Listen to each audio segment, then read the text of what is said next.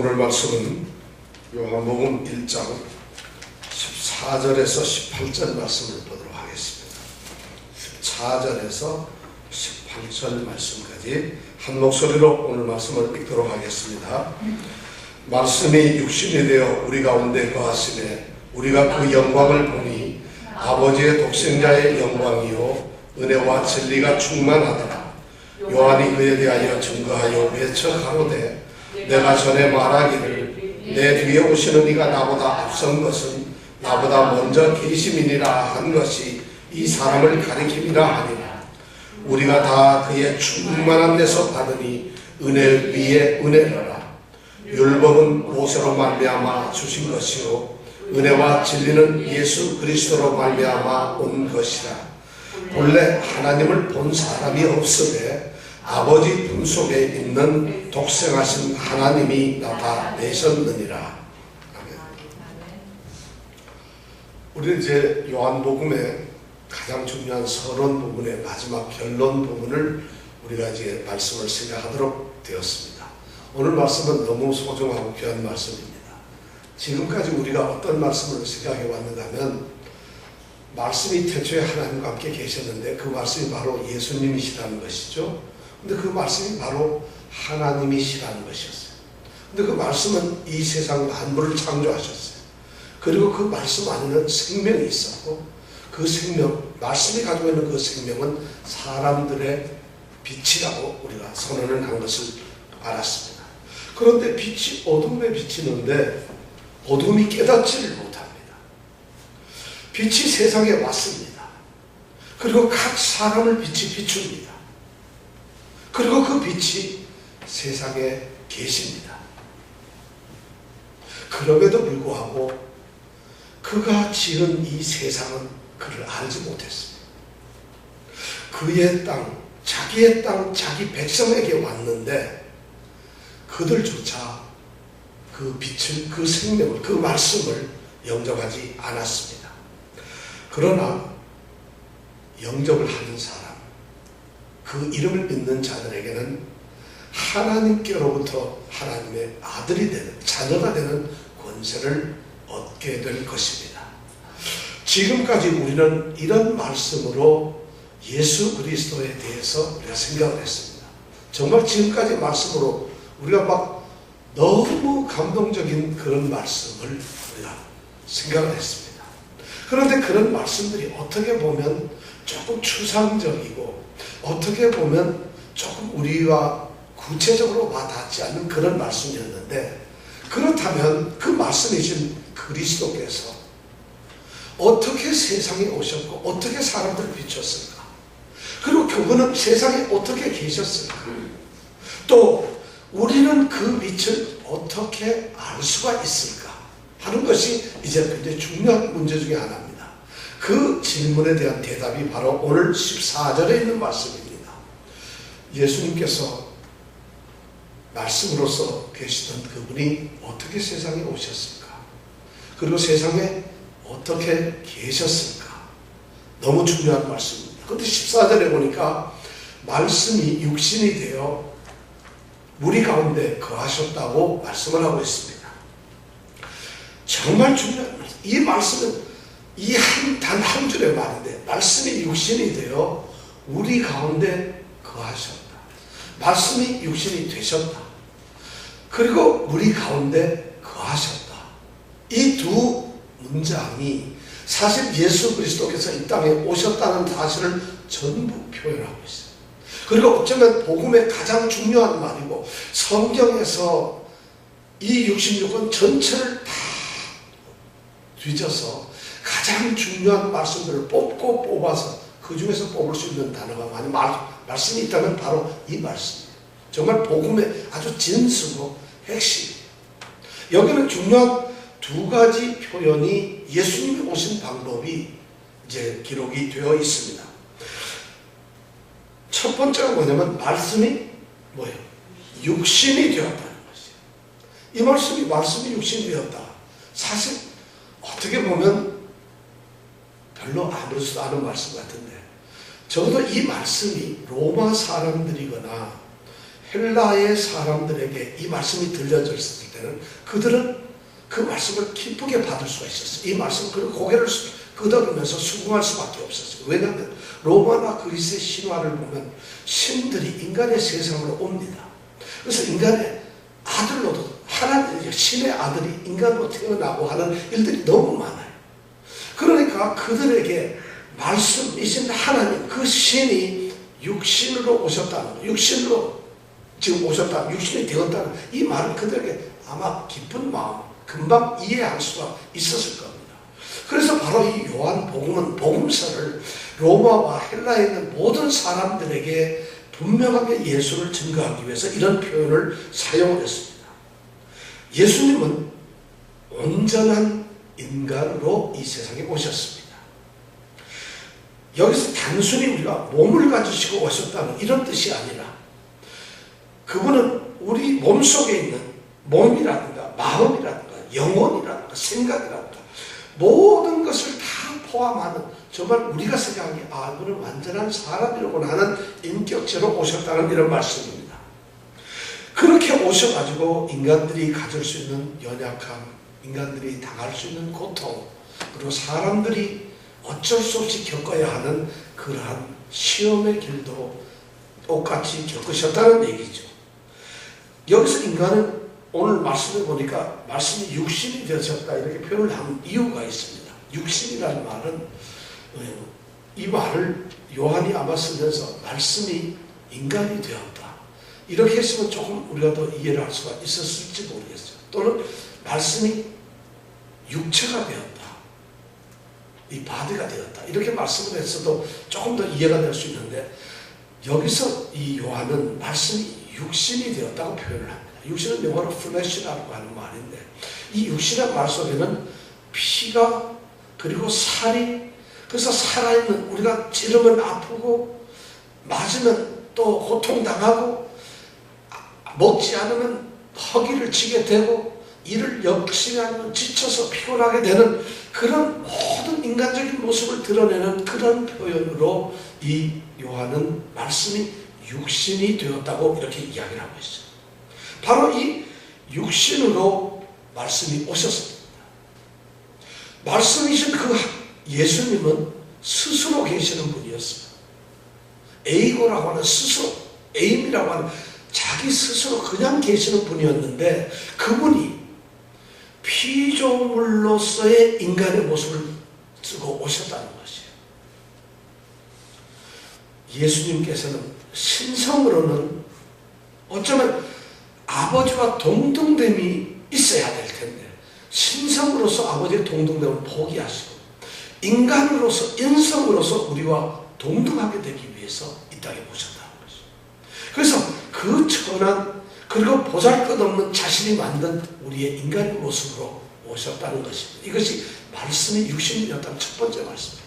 두 번째 이 의미는 잘 생각해 보면 이 말씀이 육신이 되었다는 것은 예수님께서 온전한 신인이 되었다는 것이에요. 이 신인이라는 단어를 저도 신학교 들어왔을 때 잘 못 알아들었어요. 신인, 신과 인간, 그리고 신이신 인간, 인간이신 신, 이래서 신인, 우리는 그냥 인간인데 예수님은 신인이라는 표현을 씁니다. 예수님은 그러니까 완전한 신적인 성품을 가지셨고 또 인간으로서의 완전한 인간의 성품을 가지신 그런 신이면서 또한 똑같이 인간이신 그런 분이었다는 것이죠. 그런데 이 말을 우리가 잘못 오해하면 반은 신이고 반은 사람이라는 이런 뜻이 아니고 하나의 사람으로서 완전하신 분이지만 또 하나의 신으로서도 완전한 절대 나누어질 수 없는 신이면서 인간이신 하나의 인격체로 오셨다는 것이에요. 이것이 바로 말씀이 육신이 되셨다는 것이에요.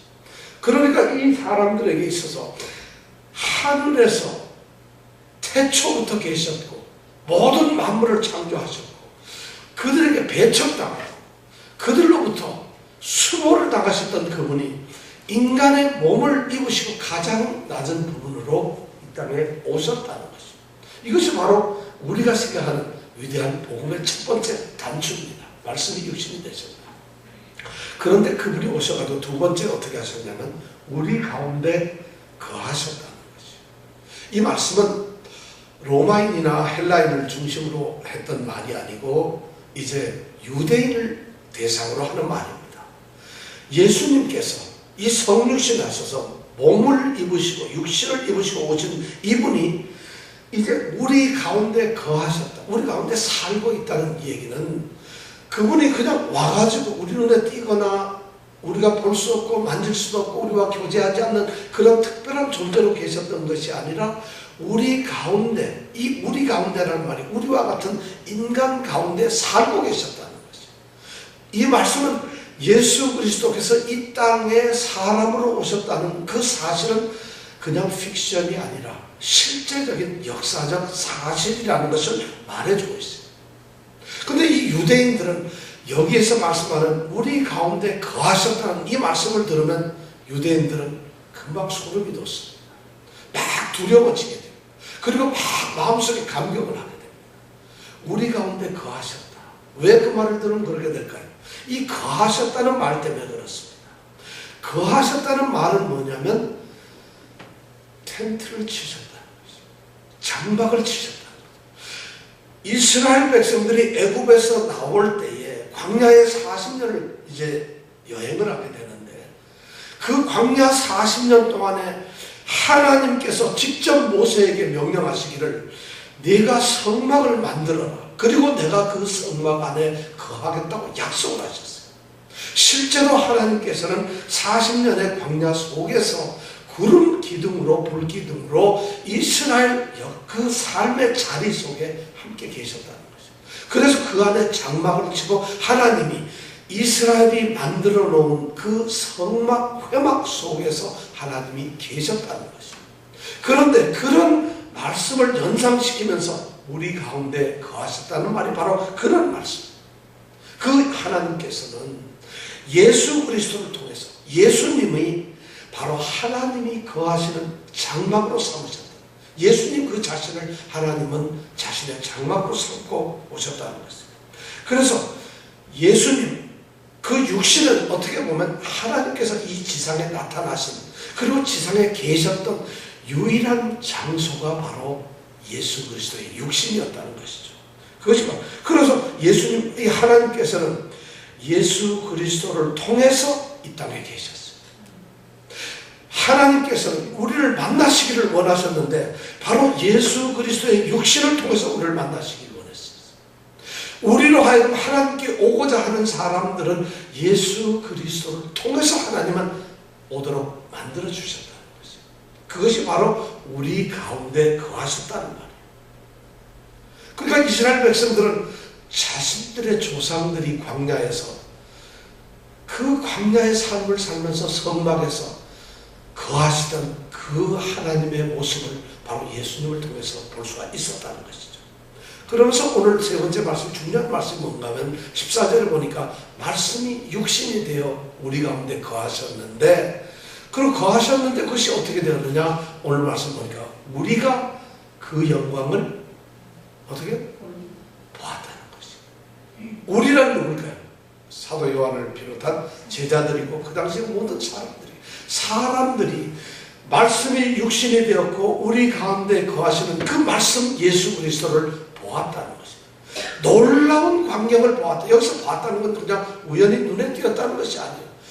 주목해서 보았는데 너무 엄청난 사실, 생각할 수 없는 깜짝 놀랄 만한 정말 세상을 놀라게 하는 하늘이 놀라서 땅이 움직일 그런 정도의 그런 큰 일을 보았다는 것이죠. 그것이 뭐냐면 바로 예수 그리스도를 보았다는 것입니다. 예수 그리스도께서 이 땅에 몸으로 오셨고 그 영광을 보여주셨다는 것. 이것은 그러니까 어떤 현상이 아닙니다. 사람들이 신비적 어떤 환상 속에서 보았던 것이 아니라는 것이죠. 아니면 그냥 예수님은 나타나시지 않고 어떤 능력을 표현한 그런 것으로 오셨다는 것이 아니에요. 아니 마음속으로 하도 골똘하게 예수를 사모하고 하나님을 사모하다 보니까 마음속에 그려졌던 어떤 현상 그런 것이 아니라는 것이 직접 사람들이 만져보고 그를 부딪혀보고 그와 이야기도 하고 그리고 그와 말씀도 하고 먹기도 하고 그와 나누면서 실제적으로 놀라운 그 예수님의 성육신하신 것을 사람들 우리가 보았다는 것이죠. 이 말이 바로 우리가 보았다는 말씀. 근데 우리가 본 것이 뭐냐면 영광이라는 거죠. 영광. 영광이 뭐겠어요? 영광. 이명택 집사님의 고향이 영광인데 그 영광인가요? 영광을 보았다 그건가요? 영광이 뭘까요? 여러분, 우리가 성경에서 영광 많이 하는데 영광이 뭘까요? 영광. 우리가 성경에서 제일 어려운 단어 중에 하나가 영광. 우리가 그 영광을 보니 아버지의 독생자의 영광이다. 영광이 뭘까요? 영광은 이 히브리 말로 쉐키나라고 합니다. 쉐키나. 이거 뭐냐면 하나님이 임재하시고 하나님이 계시는 그 찬란함. 그러니까 하나님의 임재 자체. 하나님이 예를 들어서 어디에 오셨어요. 그 오심을 갖다가 영광이라는 말로 표현했어요. 그냥 쉽게 이해하려면 하나님의 모습이나 형상인데 감히 하나님께 모습, 형상 이렇게 말을 할 수가 없으니까 하나님이 어떤 곳에 계셨다면 그 임재하신 그 상황을, 그 상태를 우리는 영광이라고 해요. 그러니까 영광을 봤다는 얘기는 하나님이 임재하신 것을 보았다 이런 말씀이죠. 그래서 영광이라는 것. 그럼 우리가 하나님의 영광을 볼 수가 있나요? 이 지금 사도 요한이 우리가 그 영광을 보았다는 이 말씀 속에는 구약 이 광야에서 있었던 사건을 갖다 우리에게 지금 얘기를 해주고 있어요. 출애굽기 33장에 보면은 7절부터 11절에 보면은 실제로 하나님의 영광이 이스라엘 백성들에게 나타났던 사건을 기록을 하고 있어요. 모세가 하나님의 명을 받고 하나님의 율법을 받기 위해서 시내산에 올라갔을 때 40일을 시내산에서 있다 보니까 연락이 안 돼요. 셀폰이나 뭐 카톡도 안 보내고 그 당시에 그런 게 없으니까 40일 동안 광야에서 1년 동안 이스라엘 백성을 인도하던 지도자가 시내산에 들어와서 나타나지 않으니까 이스라엘이 얼마나 놀랐겠어요. 그러니까 그 백성들이 이거 모세에게 이제 큰일 났구나. 그리고는 자기네들이 만든 것이 금송아지를 만든 거예요. 이제 모세도 없고 하나님도 없다 우리에게는. 이제 모세가 나타나는 걸 봐라. 벌써 40일이 지났는데 그래서 금송아지를 만들고 그걸 하나님처럼 절을 했어요. 그랬더니 하나님이 그 금송아지를 만든 사람들 모세가 내려와서 전부 벌을 내리죠. 그래서 많은 사람이 죽게 되죠. 그리고 하나님이 말씀하시기 내가 다시는 이 이스라엘 백성하고 같이 있지 않겠다. 이들을 떠나겠다 이렇게 말씀하죠. 그럴 때 제일 놀랐던 사람이 누구겠어요? 모세가 놀라요. 다른 사람들은 그게 뭔지를 몰라요. 근데 모세가 그러시면 아니 되옵니다 하고 하나님께 넣어다니는 거예요. 하나님께서 그러시면 어떻게 합니까? 하나님 계셔야 됩니다.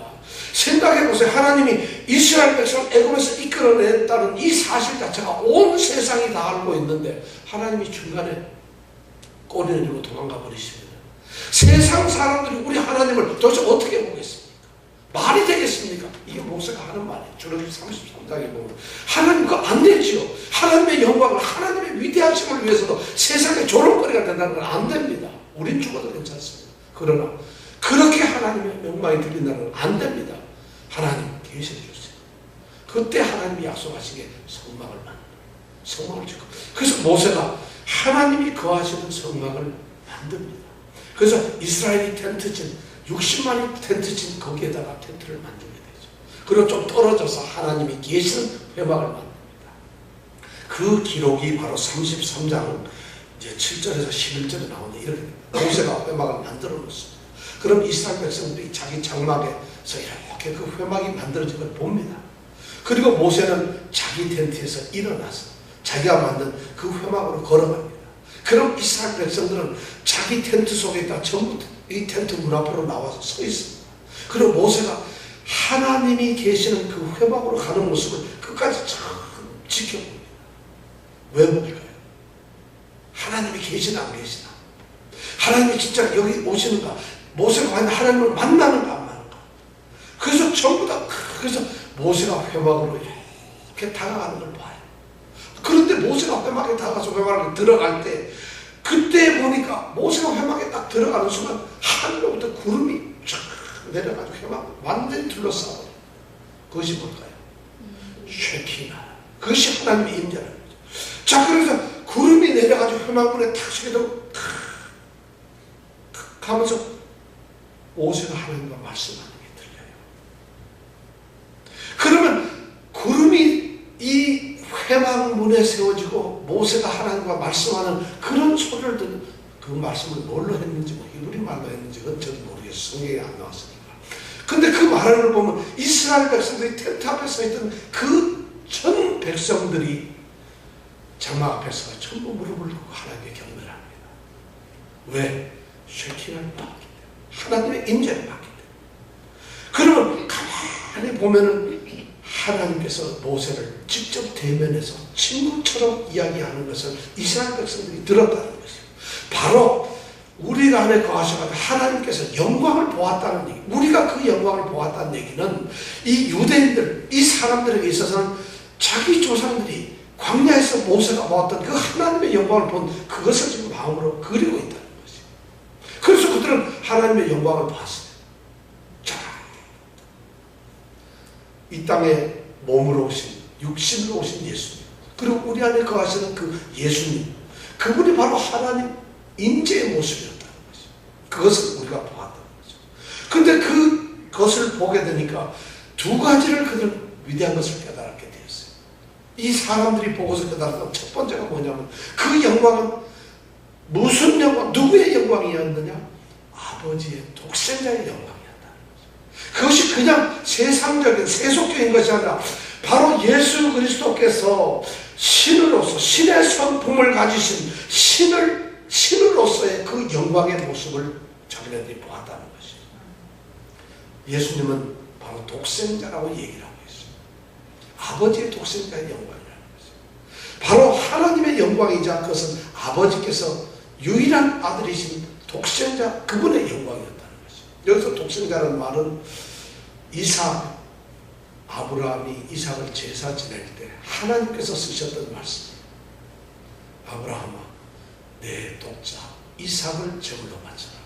거기서 말하던 이 독자라는 말이 모노게너스라고 하는 말인데 바로 독생자라는 표현을 여기서 쓰고 계세요. 이 말씀은 우리가 참 오해하는데 독생자라는 이 말은 아버지와 아들, 하나님과 예수 그리스도가 너무 긴밀한 아주 독특한 그런 관계 속에 있다는 것이에요. 하나님이 계시고 예수님이 계시는 것이 아니라 하나님은 아버지시고 예수님은 독생자라는 것은 특별한 관계라는 것이에요. 그 관계가 이런 특징이 있을 거야. 성육신 하셔서 몸을 입고 오신 이 예수님은 하나님의 아들이 여러 명 있는 것도 아니고 또 우리가 모두 하나님의 자녀가 됐지만 그 자녀들 중에 하나라는 이런 뜻이 아니라 하나님과 우리를 연결해주는 중보자로서 유일하신 분이라는 거죠. 그것이 독생자라는 말이에요. 그뿐만 아니라 아버지의 독생자라는 것은 아버지에게는 하나밖에 없는 분이시니까 태초에 말씀이 그와 함께 계셨어요. 하나밖에 없는 아들이 끊임없이 아버지와 친밀한 인격적 교제를 가졌던 세상에서, 아니 이 온 우주에서, 아니 하나님이 존재하는 이 세상, 이 세계에서 하나님과 가장 가까웠던 존재가 바로 예수 그리스도라는 말이에요. 그 독생자의 영광이었다. 그런데 그분이 독생자, 아버지 독생자의 영광이라는 말은 오직 그 예수님께서 독생자, 유일한 그분이 하나님의 모습, 하나님의 영광, 쉐키나를 그분을 통해서 그분이 드러내셨다는 이런 말이에요. 이 세상에 하나님의 쉐키나 영광을 드러낼 수 있는 것은 아무것도 없습니다. 오직 누가 드러낼까요? 그런데 이단들은 보면 막 설교할 때 보면 이 뒤에서 빛이 쫙 비쳐요. 그리고 이단, 이 목사라 그러면 안 되죠. 이단의 그 교주께서 막 설교하다 갑자기 쭉 이렇게 떠서 올라가요. 그럼 우리 성도도 아니죠. 기타 등등들이 이렇게 봅니다. 교주가 쭉 떠오르는. 그러면서 뒤에서 빛이 쫙, 뒤에서 빛이 안 보이나 여러분? 교주 되게 틀려보면서 뒤에 빛이 쫙 일어난 아로마 같은 빛이 하면 교주가 싹 떠요. 피아노 줄로 그렇게 끌어올린다고 해서 그게 다 들켰는데 바로 이런 쉐키나, 하나님의 영광, 그 쉐키나를 예수님 외에는 드러낼 사람이 없어요. 세상에서. 바로 그것을 지금 아버지의 독생자의 영광이었다는 것입니다. 하나님은 결코 이 세상에서 자신의 모습을 드러내신 적이 없어요. 하나님은 자신을 결코 드러내본 적이 한 번도 없어요. 하나님을 눈으로 확인한 사람이 이 세상에 아무도 없어요. 하나님을 볼 수 있는 유일한 찬스가 있었던 사람이 하나 있었어요. 누굴까요? 모세예요. 모세가 아까도 얘기했잖아요. 하나님과 대면을 했으니까 하나님을 봤을까요? 정말 쉐키나 구름에 빽빽하면서 그는 하나님을 볼 수가 없었어요. 다만 하나님의 임재만을 느낄 거예요. 임재하신 하나님을 보지 하나님의 모습은 절대 볼 수가 없어요. 그런데 그 모세는 하나님을 보고 싶었어요. 하나님 좀 보여주세요. 근데 하나님 보여줬나요? 안 보여주셨어요. 뒷모습만 보여줬어요. 그것도 성경적으로 뒷모습이라는데 진짜 뒷모습이 어떤지 뒤태만 보여주셨다? 이거는 그냥 성경이 그렇게 의인화시켜서 표현하는 것이 볼 수가 없었어요. 하나님을 본 사람이 없는데 18절에 보니까 아버지 품속에 있는 독생하신 하나님이 드러내셨다고 했어요. 바로 하나님을 보는 사람은 유일하신 하나님, 그 하나님을 드러낼 수 있는 분은 바로 독생하신 하나님 그분이죠. 독생하신 아들이 아니에요. 독자가 아니라 독생하신 홀로 태어나신 단 유일하신 그 하나님이 아버지 하나님을 드러낼 수 있다. 굉장한 표현. 독생하신 하나님이라는 문법적으로 맞지 않아요. 독생하신 아들이라고 해야 되죠. 독생하신 딸이라든가 이렇게 표현을 해야 되는데 독생하신 하나님이라는 표현을 쓰고 있어요. 바로 그 예수님은 하나님으로서 드러내셨다. 이 세상에 어느 누구도 지금까지 본 사람이 없어요. 예수님께서 자신이 육신을 입으시고 오셔서 우리 가운데 계심으로써 하나님의 영광을 보여주셨다는 것이죠. 자, 그래서 세례요한은 이것을 외칩니다. 오늘 15절에 보니까 세례요한이 예수님 내가 전에 말하지 않았느냐. 15절에 보니까 내가 전에 말하지 않았느냐. 내 뒤에 오시는 네가 나보다 훨씬 앞서 있다. 이것은 말이 안 됩니다. 왜냐하면 세례요한은 예수님보다도 먼저 태어났어요. 여러분 어디에 성경이 나오나요? 누가복음 1장에 보면은 예수님과 세례요한은 사촌간인 것 같아요. 예수님의 어머니 마리아가 애를 뵙고 나서 깜짝 놀래가지고 어디로 성령의 인태를 받고 너무 감동이 되니까 어디로 갔을까? 유대 산중에 있는 엘리자베스한테 갔어요. 자기 그냥 사촌간이었어요. 거기 가가지고 나 애 뵀어 하니까 나도 뵀다 이러는데 근데 세례 요한이 먼저 뵈면 6개월 먼저 태어나요. 그러면 연대기적으로 누가 먼저 태어나요? 세례 요한이 태어나고 그 다음에 예수님이 태어나요. 그러면 연대적으로 내가 전에 말하기를 나보다 뒤에 오신 이가 내 뒤에 오신 이가 나보다 먼저 됐다. 도대체 말도 안 되는 소리라고 했어요. 근데 그 이유가 있다. 왜 나보다 먼저 됐을까? 그는 나보다 먼저 계셨다. 그분은 하나님이셨기 때문에 나는 태어난 사람이지만 그 예수 그리스도는 그냥 계셨던 분이에요. 태초에 말씀이 계셨던 것처럼 태초부터 계셨던 분이고 나는 이 예수님이 이 땅에 성육신 할 때 그때 겨우 태어났다. 6개월 전에 먼저 태어났던 사람. 그러니까 예수님이 먼저 계셨어요. 누가 먼저 계셨어요? 당연히 예수님 먼저. 요한이 그러면서 지금 예수님이 바로 하나님이시라는 것을 증거하고 계셔요. 이렇게 해서 바로 그 영광은 아버지의 독생자의 영광이었습니다. 근데 두 번째로 우리가 그 영광을 보았을 때 느꼈던 것이 두 번째 보았던 것이 뭐냐면 오늘 말씀 14절에 보니까 우리가 그 영광을 보니 아버지의 독생자의 영광이요 또 하나 뭐죠? 은혜와 진리가 충만하더라. 은혜와 그 영광은 바로 은혜와 진리였다는 것입니다.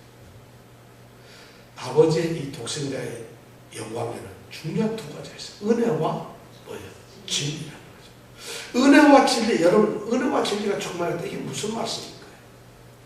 아버지의 영광은 아버지의 독생자의 영광이요 은혜가 진리가 충만하더라. 우리가 그 영광을 봤는데 은혜와 진리가 충만하더라. 은혜가 충만했다. 진리가 충만했다. 도대체 그게 무슨 말일까? 그 다음에 16절에 가서 보면 우리가 다 그게 충만한 데서 받으니 은혜 위에 은혜를 해라. 도대체 이게 무슨 말일까? 이 말씀은 이런 겁니다. 은혜와 진리라는 말씀은 구약에 나타나는 말씀이에요. 구약에서 하나님의 성품을 나타냅니다. 하나님이 어떤 분이신가를 나타낼 때 쓰였던 대표적인 말이 바로 은혜와 진리라는 말씀. 아까 말씀을 계속 모세가 이제 하나님과 성막에서 막 만나고 그렇게 되죠. 그런데 모세가 그렇게 만나면서도 무슨 얘기를 했는지 몰라요. 하나님은 이제 내가 다시는 이스라엘과 같이 있지 않겠다니까 하나님을 붙들고 하나님 그러시면 안 됩니다. 소용없어. 니네들이 한두 번 배신 때리면 니네들은 하는 족 좀 내가 애굽에서 끌고 나왔는데도 너희들 생각해봐라. 물 없다고 불편하지. 고기 못 먹는다고 불편하지. 먹을 거 없다고 불편하지. 홍해가 가로막히니까 우리 죽으려고 여기서 끌고 왔는데 너희들 끌고 나왔는데 처음부터 끝까지 불평만 했다. 그러니까 그래서 어쩌라고. 하나님은 아마 그래서 난 너희들하고 같이 있을 수가 없다. 모세는 아마 그랬어요. 하나님 끌고 나오지 마시죠. 나왔으면 불평하는 거 참으셔야지. 어쩜 이런 대화를 했는지 난 모르겠어요. 그래서 우리는 그렇다고 뭐 모세가 하나님 안녕히 주무셨습니까? 이런 얘기는 안 한 것 같아. 너무 모세는 실질적으로 얘기했어요. 왜냐하면 모세가 기도하는 걸 보면 출애굽에 보면 아버지 내가 거기 이 많은 백성들이 거기 나라는데 어디 있었어요? 저 사람들이 막 불평해서 나를 죽이려고 하는데 하나님 나를 차라리 죽이세요. 나 이거 도저히 감당을 못하겠어. 나 죽이세요. 나 이 고통 당하기 싫어요. 이런 표현이 그대로 나옵니다. 모세는 그렇게 절박한 기도를 합니다. 우리가 기도할 때 바로 그렇게 해요. 우리는 이 아름다운 날씨에 우리를 불러주셔서 이렇게 얘기하면 그건 기도가 아니라는 거예요. 그거는 그냥 시를 쓰는 거예요. 시인은 그렇게 쓸 수 있지만 모세는 그렇게 기도를 했어요. 근데 모세가 하나님이 안 간다는 얼마나 그러니까 하나님이 알았어. 절대 내가 알았다. 내가 너와 약속한 걸 지키기 위해서 절대 내가 너를 떠나지 않아요. 이스라엘도 떠나지 않아요. 너희들 가운데 있겠다. 내가 앞서서 가겠다. 하고 하나님이 드디어 항복하면서 약속을 하십니다. 그게 출애굽기 33장에 나옵니다. 그러니까 모세는 또 대단한 사람이에요. 33장 10절에 보니까 모세가 뭐라 하냐면 그 하나님이 그렇게 약속하고 계시고 앞에서 인도를 하시겠다. 불기둥 구름기둥이 되시겠다고 약속을 하는데 모세는 한마디 또 던집니다. 출애굽기 33장 10절에 보면 주의 영광을 내게 보이소서. 아니 같이 하는 거 좋아요. 있는 거 다 좋은데 나 하나님 모습을 보고 싶어요. 그래야지 되겠어요. 보고 얘기합시다. 모세가 지금 그 얘기를 하는 주의 영광을 내게 보이소서. 그러니까 하나님이 주의 영광을 보이셨을까요? 좀 절호의 찬스예요. 모세가 드디어 내가 인류 역사상 처음으로 하나님을 보는구나. 모세가 그랬을지 몰라요. 하나님은 모세를 이렇게 자신의 모습을 보였어요. 안 보이세요. 그러면서 34장 6절에 가면 하나님께서 모세를 세우고 뒤로 돌려 세우고 그쪽으로 지나가십니다. 그러면서 하나님께서 직접 하시는 말씀이 있습니다. 34장 6절에 보면 이렇게 해서 말씀. 여호와께서 그의 앞으로 지나가시며 반포하시되 말씀을 하시되 여호와로다 자비롭고 은혜롭고 노하기를 더디하고 인자와 진실이 많으신 하나님이로다. 이런 말.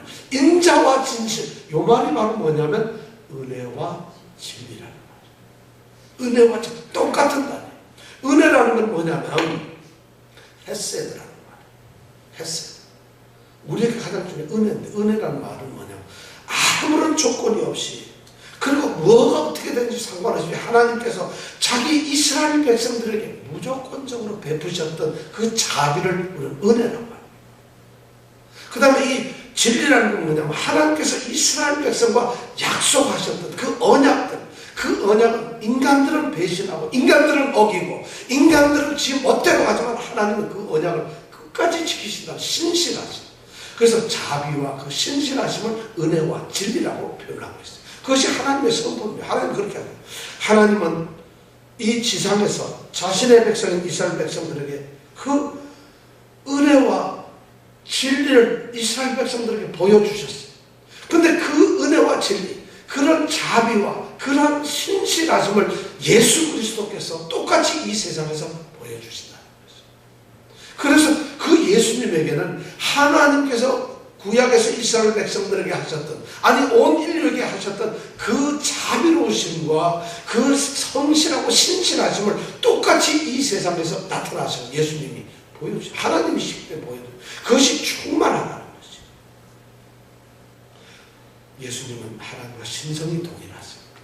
능력도 똑같으시고 창조에서도 영광에서 모든 것이 다 동등했는데 은혜와 진리조차도 똑같으시다. 하나님의 평소하신 그 은혜와 진리가 똑같이 내렸다는 거죠. 그 은혜와 진리가 16절에 보니까 우리가 다 그의 충만한 데서 받으니 은혜 위에 은혜라. 그 충만하신 은혜를, 그 충만하신 진리를 가지신 그 예수께 우리가 뭐를 받아요? 그 은혜와 신실하심을 받게 되니까 은혜와 은혜라는 것이 너무 크구나. 그거는 우리가 받았다는 것이에요. 우리가 받는다는 것은 사도 요한이 자신만 받는다는 것이 아니에요. 예수님을 그 당시 보았던 사람들만 받는다는 것이 아니라 보지 못하고도 예수를 믿는 우리까지도 포함합니다. 모든 사람들이 예수의 충만한 은혜와 진리를 받는다고 얘기를 하고 있어요. 그런데 이 말씀에 아주 중요한 말씀이 있어요. 은혜 위에 은혜라. 이 위에라는 단어예요. 위에라는 것이 은혜가 오면 또 꼬리를 물고 은혜가 왔다. 그러니까 끊임없이 은혜가 왔다 하는 이런 의미로 사용이 되는데 실제 이 위에라는 단어는 그런 뜻이 아니에요. 위에라는 말은 대신의 행위. 어떤 한 은혜가 왔어요. 어떤 한 축복이 왔는 거예요. 근데 그 은혜는 가만히 있고 그 다음에 또 다른 은혜가 대신 온다. 그러니까 은혜가 자꾸 새로운 은혜가 자꾸 쏟아져요. 한 은혜를 끝까지 가시기도 하지만 새로운 은혜가 계속 오신다. 그러니까 하나님 예수 그리스도께서 우리에게 주시는 하나님을 우리에게 주시는 걸 예수 그리스도를 통해서 우리에게 은혜를 주시는데 우리가 은혜를 하나 받아요. 그럼 또 은혜가 그걸로 끝나는 거예요. 또 다른 은혜가 대체되고 또 다른 은혜가 계속해서 채워져가지고 끊임없이 이 세상에 막 은혜가 몽땅 우리에게 온다는 이런 말씀을 지금 하고 있어요. 그러면서 이제 17장에 있는 말씀을 하게 되죠. 17절에 있는 말씀. 율법은 모세로 말미암아 주신 것이요 은혜와 진리는 예수 그리스도로 말미암아 오신 것이라. 이게 뭐냐면 은혜 위에 은혜라는 말씀을 지금 설명합니다. 우리가 구약에서 뭘 받았냐? 율법을 받지 않았느냐? 율법이라고 하는 은혜를 모세를 통해서 우리에게 주셨다. 근데 그 은혜 대신에 율법이라고 하는 은혜 대신에 우리에게 또 다른 은혜가 왔다. 그게 뭐냐면 예수 그리스도 자신이 오셨다. 그 은혜와 진리이신 그분이 직접 와서 지금은 전혀 새로운 세상이 되었다는 것이에요. 새로운 세계가 드디어 우리에게 열렸다는 것이에요. 예수 그리스도께서 모세가 하나님으로부터 받았던 그 율법의 시대를 갖다가 없애버린 것이 아니라 그것을 완성하고 성취해서 지금은 새로운 은혜와 진리의 시대로 새 시대를 열었다는 거예요. 그것이 바로 은혜 위에 은혜.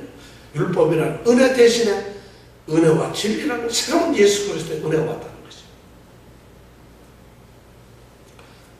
율법이라고 하는 은혜는 없어지거나 폐지되는 것이 아닙니다. 이제 예수 그리스도께서 오심으로 말미암아 그것은 완성이 된 것입니다. 마찬가지로 예수 그리스도 안에 있는 은혜와 진리는 달아 없어지거나 쇠퇴해지거나 힘이 약해지거나 아니면 보잘것 없는 그런 것이 아니라 더 은혜가 계속 위에 채워지니까 더 강하다는 것이죠. 모세는 하나님으로부터 율법을 받는 하나님의 종에 불과했지만 예수 그리스도는 은혜와 진리를 직접적으로 주시기 위해서 오신 분이었어요. 모세와 전혀 다른 이제는 새로운 세대. 옛날은 율법을 통해 모세가 하나님으로부터 모세가 받은 그 율법을 통해서 우리가 은혜를 받았다고 한다면은 이제는 은혜와 진리, 은혜를 충만하게 가져가시는 그 예수님 자신이 하나님 자신이 오셔가지고 늘 전달하는 게 아니라 간접적으로 주는 게 아니라 직접적으로 우리에게 준다는 것이죠. 이것이 바로 예수님께서 말씀이 육신이 되어 우리 가운데 거하셨다는 말씀을 증거하는 거죠. 그래서 우리는 은혜의 시대에 살고 있다는 거죠. 이제 그러면서 요한은 이제 요한복음에서 계속 말씀이 육신이 되어서 그 사건이 일어났던 것을 끊임없이 이제 계속 기록을 하고 있을 겁니다. 자, 말씀이신 예수 그리스도는 영으로 환상으로 세상에 오신 것이 아닙니다. 요한이 직접 눈으로 본 것처럼 아니 볼 수 있었던 것처럼 육신을 입고 세상에 오셨습니다. 하나님께서 성막으로 구름의 모습으로 성막을 가득 채웠던 그 셔키나의 모습처럼 그런 것처럼 그렇게 구약에서 이스라엘 백성들에게 임재하셨던 것처럼 예수님께서는 동일한 하나님의 셔키나로 우리 사람들 가운데 오셨습니다. 우리는 하나님의 형상을 예수를 통해서 볼 수 있습니다. 예수님 그분은 하나님의 유일한 독생자로서 하나님의 언약을 성취하시고 하나님의 영광을 우리에게 드러내시켜 오셨습니다. 그런데 우리는 여기서 아주 중요한 것을 하나 발견하게 됩니다. 요한복음에 보면 이 은혜라는 말이 여기에서만 사용되고 더 이상 사용되질 않아요. 세상에 우리 기독교에서, 우리 하나님을 믿는 우리에게서 은혜보다 중요한 단어가 어디 있겠어요? 그런데 이 은혜라는 단어를 바로 요한복음 여기 1장에서, 그것도 14절, 16절, 17절에 딱 세운데서 4번만 얘기하고는 그 다음부터 은혜라는 말이 안 나옵니다. 그 중요한 은혜라는 말씀이 여기에서 그냥 끝나고 마요. 더 이상 은혜라는 말씀을 하지 않아요. 왜 그럴까요?